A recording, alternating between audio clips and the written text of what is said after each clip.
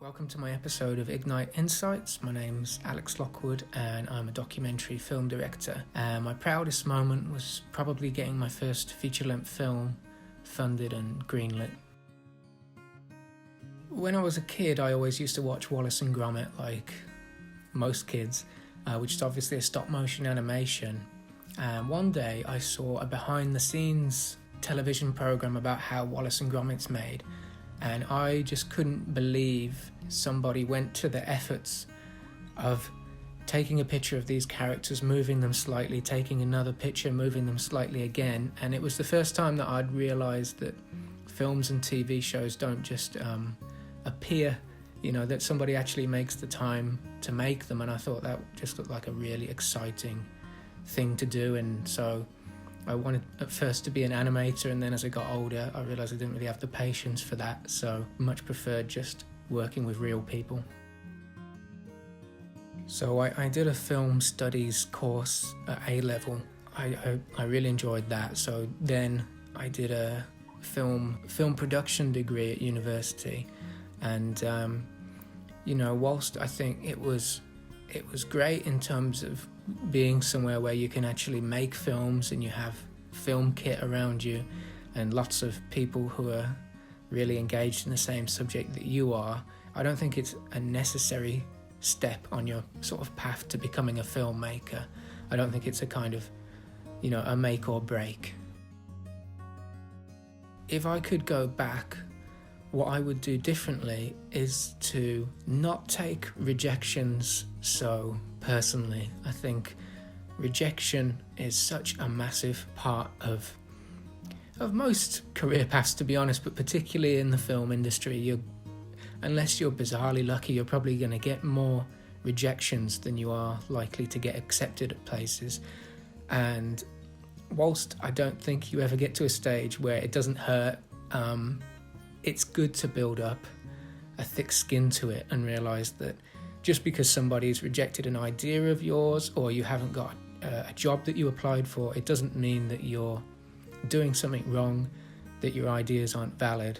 And I think, if you're able to sort of take those knocks, then it becomes a bit easier for you.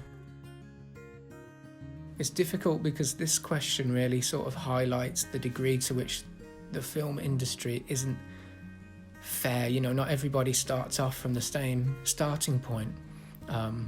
If you want to be a painter, then I guess you buy a set of paints and a canvas and away you go. Whereas if you want to make films, then the amount of luck and privilege you have at the start of your career is a massive determining factor in what you have access to, which is a great shame. And so what I would say is buy whatever kit you're comfortable with buying. Don't be pressured to think, I'm not going to do well if I can't afford this and that. I started out with a DSLR camera. I'd saved up about 500 quid from working at a cactus farm, and I used that and my dad's tripod, and that saw me good for about 3 years, going around making promotional videos for people. And I found if you're unable to buy the kit that you need, then collaborating with other people is a great way of getting films made. And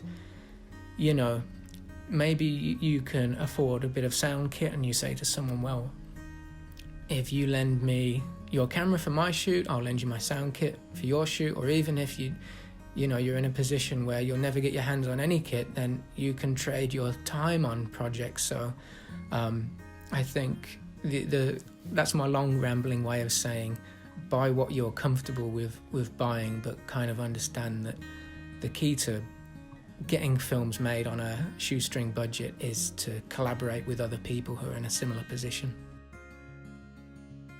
I wouldn't profess to be like a master of the trade or anything like that. I'm still trying to navigate this strange industry, but what I would say I see a lot of young filmmakers do, and I know I did this, is you kind of remain stagnant and you freeze because you think that the thing you're trying to do isn't going to be perfect, and if it's not going to be perfect, then what's the point doing it? Because unlike with many other industries, if my friends in their jobs make a mistake, then the chances are I'm never going to know about it. Whereas if I make a bad film, loads of people are going to know about it, and loads of people are going to judge it and be critical of it. And I think the fear of that happening, and of something not being perfect whilst you don't have this amazing kit, and you don't have a fully formed idea, and you don't have routes to distribution, I think the fear of that can stop people from doing anything. So I think if you can kind of shake that and accept that you're going to make mistakes and that things aren't going to be perfect from the start, then I think that's the right mindset, and that's the healthy mindset to approach this whole industry with. So I think communication is probably the main skill to develop as a director, because even if you've got the best idea in the world in your head, if you can't communicate that to the people who are going to bring that idea alive, and to the people who are going to fund the idea, or the people who are going to just help facilitate it, then it's not going to become realised. And that's something that I know I had to sort of work on quite a bit, because in my early 20s I was quite a shy, awkward type. I'm probably still a bit awkward now, but I think the ability to take what's in your head and put it into other people's heads so they know where you're at with things, I think that's kind of the key skill. So networking is really important, and it sounds like such a it sounds like a really corporate thing, like the word networking, and lots of people don't like doing it. I know I find it awkward, but it's something that you absolutely have to do, because sadly this industry is all about who you know. And you might meet someone at some networking event, and all of a sudden you've found someone who's really interested in the thing that you've been trying to get off the ground for years, and it's just because you had a sort of chance encounter. And so kind of staying at home and sending out emails, it just doesn't have that same effect of meeting people face to face. So where you can, meeting like-minded people is worth its weight in gold. So it always starts with an idea, and the last few films that I've made haven't been my idea, but it always starts with an idea. And from there you can kind of get an idea as to why am I excited about this idea, what is it I'm trying to convey, what are the points that I want to get across. And when you know that, you can start thinking about how the story will best be told, and you can lay down a sort of loose structure, which because it's a documentary and not fiction, it's never quite as straightforward as that, and you have to kind of be flexible and know that things are going to change. So after you've got that sort of structure laid out, and you kind of know all the beats that you want to hit and the arc of the film, you can start having all those exciting conversations with your cinematographer, sound designers, composers about the aesthetics of the film and how it's all going to feel. And I guess the stage after that for me is to go out and shoot. And while shooting, that process of sorting out the structure, it shifts about constantly, because an interviewee says something and you realize that there's a whole stem that you need to follow that you hadn't even considered before. And so the idea sort of becomes fully formed only when you've kind of finished shooting with a documentary, and even after that into the edit. So that's a kind of long rambling picture of the idea from start to post-production. I don't know what the most important thing, quality for a director would be. I think there's so many different kinds of people directing, and my mistake as a younger person was thinking that you needed to be a set type of person. You needed to be this sort of extrovert, loud, bossy.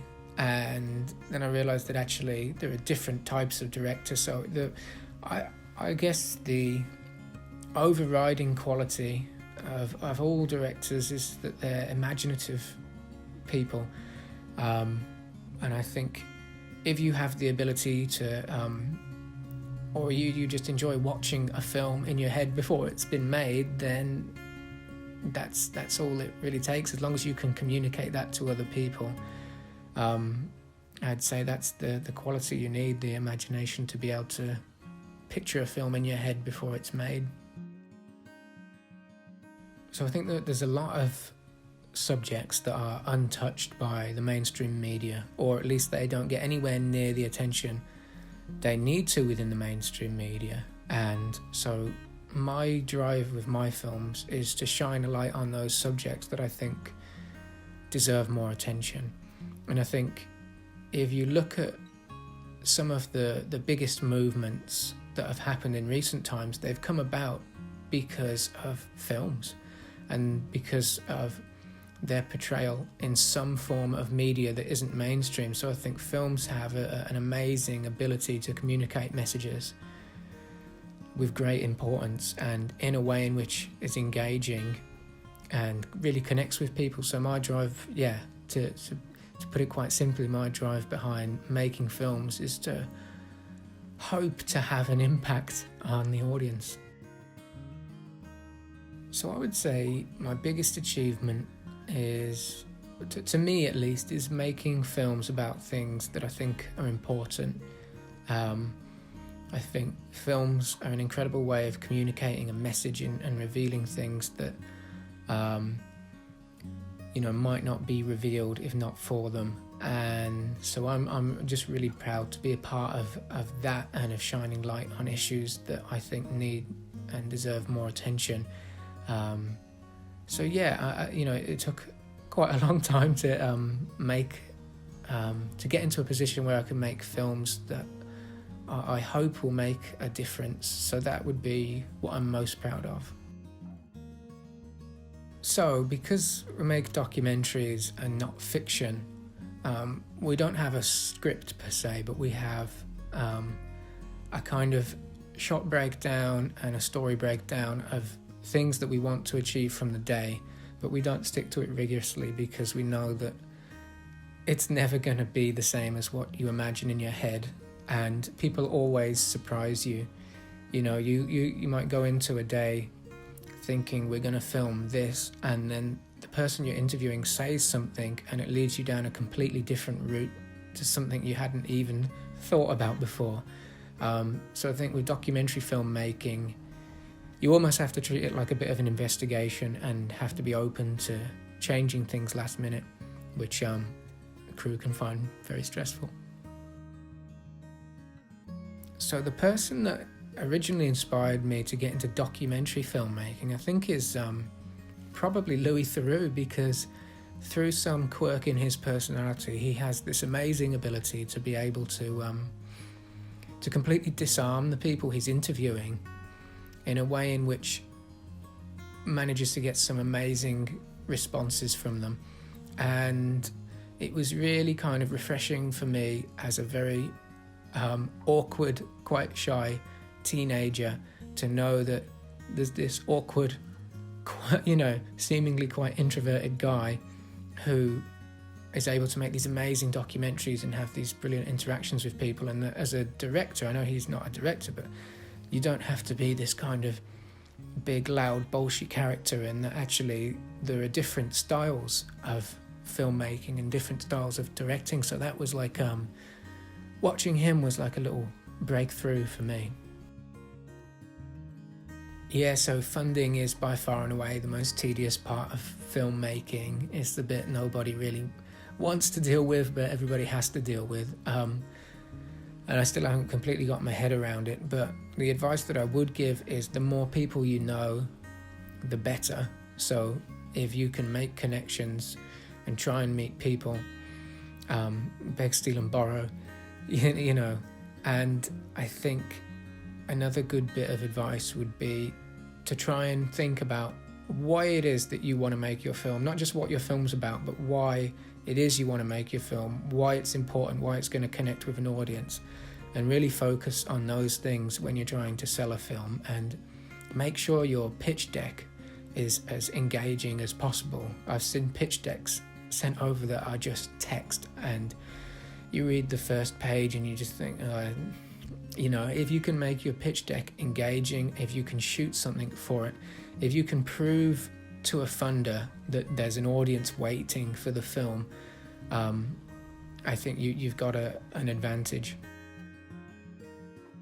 So when we made 73 Cows, which is a short film that I made along with a small crew, we had no funding for marketing and things like that. And I think the benefit of living in the age of social media is that you can still do well without a budget. So just utilize all of the things you have available to you, like Facebook and Instagram, because that's where people are these days. And we ran some really cheap Facebook campaigns which cost literally about 15 quid, and we ended up engaging with thousands of people and getting people really excited about the film before it was even released. We had an audience waiting, so that by the time we released the film, people were anticipating it.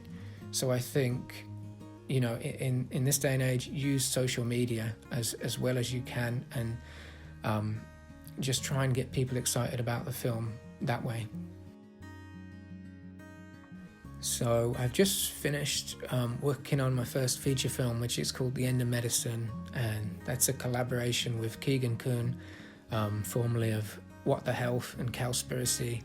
And we were lucky enough to work with exec producers Rooney Mara and Joaquin Phoenix on that. And so it's a film about how our treatment of animals is intrinsically linked with these emerging health threats such as pandemics, antimicrobial resistance, chronic disease.